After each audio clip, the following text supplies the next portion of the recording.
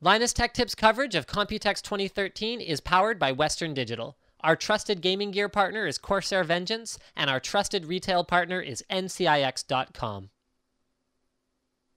Welcome to the Razer Suite at Computex 2013. This is the thing that everyone's excited about. This is the Razer Blade 14-inch gaming laptop. This features an Intel Core i7 4th generation Haswell processor. So that means, yes, guys, we are benefiting in a big way from the improved performances Haswell. Okay, yeah, a little bit, but mainly from the improved power consumption. So it's finally getting to the point now where there's so little heat output and so little power consumption that a Haswell gaming notebook with a GTX 765M can be crammed into a 0.66-inch form factor. So it has 8 gigs of memory. It's got a 128 gig SSD, although it's upgradable to 256. It's got a 14-inch 1600 by 900 screen, which is going to be a good resolution for a GTX 765M. There's a Pro version that's 17 inch as well, but we don't have that one here. So you can see ventilation on the bottom is provided by a couple of fans. There are 2 rubber strips on the bottom of the chassis, so I'm just going to go ahead and put this down. Fully aluminum chassis. Man, it's beautiful. Razer's gaming systems look so good.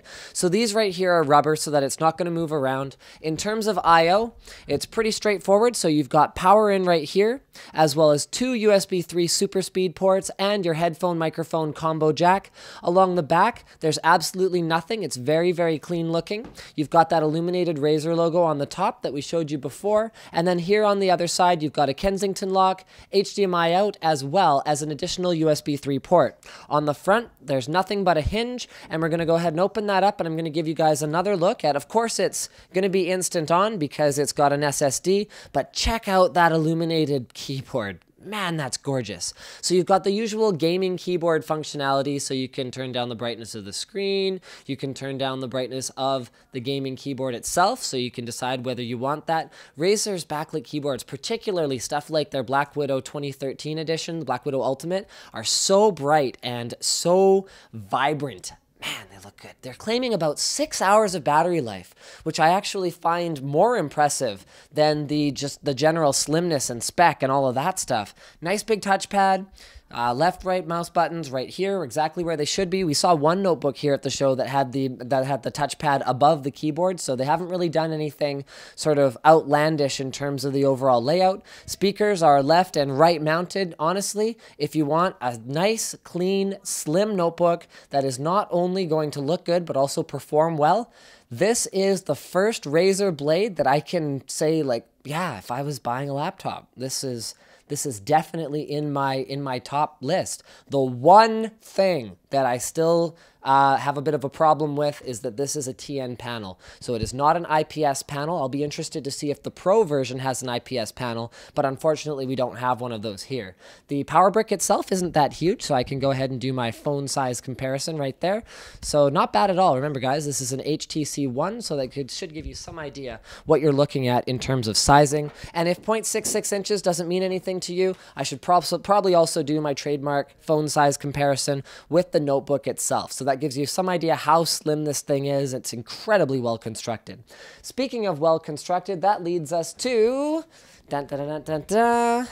Razer's Fight Stick. So this is the first time they've really gotten into this, and they're trying to address that market in a very meaningful way. This is the Atrix, which they're calling the most customizable fight stick available on the market.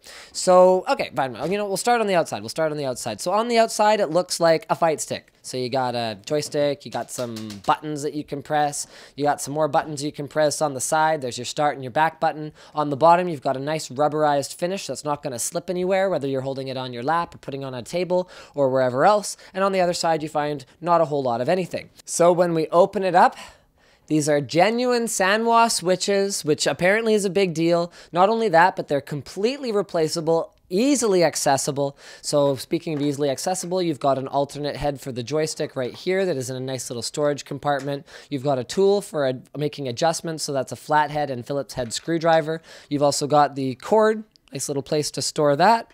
It's only compatible with PC and Xbox 360, but check this out. You want to make modifications to this thing? They've got a honeycomb structure on the entire bottom of the casing, so you can use all this for storage, or you can use it to easily screw mount any kinds of modifications that you might make to the device. So the idea is you can carry around different switches if you find that optimal for a particular playing style or whatever else you want to do. You can carry around any little tools and any kind of gear that you need to take with you to a tournament, or whether it's just to keep it in one place so you don't lose it when you're using it at home. So this is a very, very customized, very special piece of gaming equipment. I'm really looking forward to checking it out in more detail, because it's no secret that fight stick owners are some of the fussiest guys out there when it comes to having just the right thing.